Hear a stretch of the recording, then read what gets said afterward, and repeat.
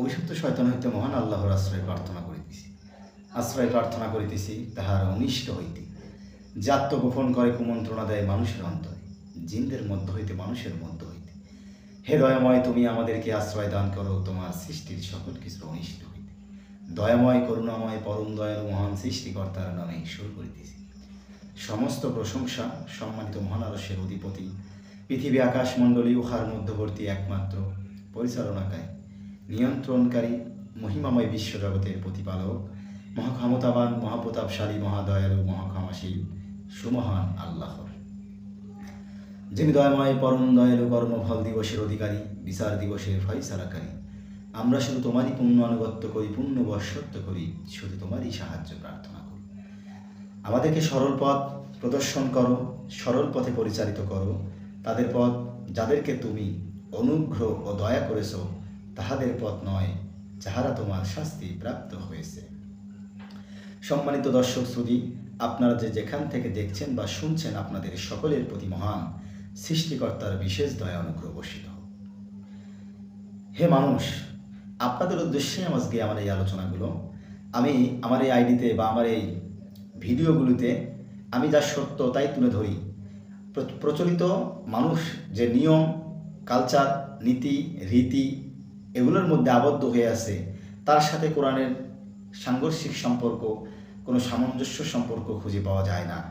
হে মানুষ, তোমরা কি করছো? তোমরা কিভাবে ভুলে যাচ্ছ? তোমরা কিভাবে কোরআনকে অস্বীকার করে যাচ্ছ? কোরআনের আল্লাহ যে নির্দেশ, যে আদেশ যেগুলো দিয়েছেন, সেগুলো থেকে নিজেকে বিস্মিত করে ফেলছো। তোমরা কি একটাবারও কোরআন সম্পর্কে চিন্তা করে দেখো না?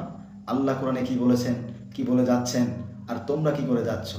আমি এই মানুষদের মাঝেই কোরআনের সত্যতা তুলে ধরি, কেননা আল্লাহ আমাকে আদেশ করেছেন যে তুমি নিজে পড়ো, নিজে বোঝো এবং এই সত্যতা তুলে ধরো।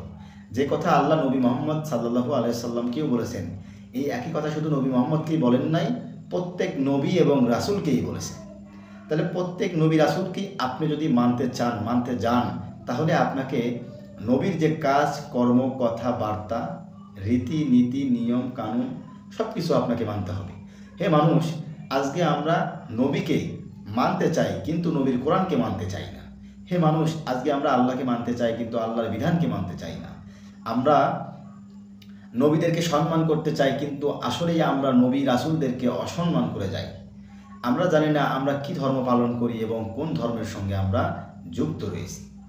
আমাদেরকে কোরআন জানতে হবে, কোরআন বুঝতে হবে, কোরআন অনুসারে জীবনযাপন করতে হবে। আল্লাহ আমাদেরকে আদেশ করেছেন, সেই আদেশে আমাদেরকে বাস্তবায়িত করতে হবে। হে মানুষ, আমাদেরকে আল্লাহ অনুসরণ করতে বললেন যারা সুপথ প্রাপ্ত, সঠিক পথে রয়েছে, যারা আল্লাহর পথে অবিচল থাকে, যারা বিনিময় কামনা করে না, বিনিময় চায় না, নেয় না, খায় না, এই মানুষগুলোর আমাদেরকে অনুসরণ করতে আল্লাহ বললেন সূরা ইয়াসিনের 21 নম্বর আয়াতে। এখানে আল্লাহ আমাদেরকে আদেশ করলেন যে তোমরা এই চরিত্রের মানুষের অনুসরণ করো, এদের ব্যতীত অন্য কাউকে অনুসরণ করিও না। কিন্তু আসলে আমরা বাস্তবতার সঙ্গে কি করে যাচ্ছি? আল্লাহ আদেশ করলেন সূরা ইয়াসিনের 21 নম্বর আয়াতে এবং নিষেধ করলেন সূরা আনামের 116 নম্বর আয়াতে। এখানে আল্লাহ কি নিষেধ করলেন? আল্লাহ এখানে বললেন, হে মানুষ বা তুমি বা তোমরা যদি জমিনের বুকে যারা আছে তাদের বেশিরভাগ মানুষের অনুসরণ করো, আনুগত্য করো, তাদের কথা মতো চলো, তাদের উপর নির্ভর করো, তারা তোমাদেরকে আল্লাহর পথ থেকে আলাদা করে দেবে, আল্লাহর পথ থেকে বিচ্যুত করে দেবে। কেন? কারণ তারা শুধু ধারণামূলক কথা বলে, ধারণার অনুসরণ করে, অনুমান ভিত্তিক কথা বলে। তাহলে আজকে যদি আমরা দেখি জমিনের বুকে বেশিরভাগ মানুষই মিথ্যাবাদী, বেশিরভাগ মানুষই গালিগালাজ করে, বেশিরভাগ মানুষে অন্যায় কাজ করে, বেশিরভাগ মানুষে অনৈতিক কাজ করে, ইসলামিক কাজ করে, হারাম ভক্ষণ করে, বেশিরভাগ মানুষে আল্লাহকে অস্বীকার করে, বেশিরভাগ মানুষে আল্লাহর সংখ্যাক্ষ নির্ধারণ করে, বেশিরভাগ মানুষে নবীকে অবমাননা করে, রাসূলকে অস্বীকার করে, বেশিরভাগ মানুষই কোরআনকে অস্বীকার করে, কোরআনকে মান্য করে না, কোরআন পড়ে না, কোরআন ধরে না, কোরআন বোঝে না, কোরআন অনুযায়ী জীবনযাপন করে না। তাহলে এই বেশিরভাগ মানুষকেই আল্লাহ অনুসরণ করতে নিষেধ করেছেন এবং আল্লাহ এটাও বলেছেন, আমি বেশিরভাগ মানুষকে দিয়ে জাহান্নাম পূর্ণ করব। আল্লাহ জান্নাত পূর্ণ করবে এ কথা কোথাও বলেন নাই। হে মানুষ, আমরা কি করে যাচ্ছি? আমরা যদি নিজেকে প্রকৃত মানুষ দাবি করে থাকি, তাহলে তো আমাদেরকে প্রকৃত মানুষের যে কাজ, প্রকৃত মানুষের যে কালচার, প্রকৃত মানুষের যে কাজগুলোর বাস্তবায়িত করে আমাদেরকে দেখাতে হবে। যেগুলো আমাদেরকে আল্লাহ আদেশ করেছেন, সে আদেশ আমাদেরকে বাস্তবায়িত করতে হবে, যেগুলো আমাদেরকে আল্লাহ নিষেধ করেছেন সেগুলো থেকে আমাদেরকে বিরত থাকতে হবে। তাহলে আল্লাহ আমাদেরকে কি আদেশ করলেন, কি নিষেধ করলেন, কি বললেন, সে বিষয় তো আমাদেরকে জানতে হবে। আমরা আল্লাহ কি বললেন সেটা জানলাম না, জানার চেষ্টাও করলাম না। আমরা জানলাম কি আমাদের বাপদাদারা আমাদেরকে যা জানিয়েছে, আমাদের আলেম ওলামায়েরা আমাদেরকে যা জানিয়েছে আমরা তাই জানি, আমরা তাই মানি এবং তার উপরে নির্ভর হয়ে কাজ করি।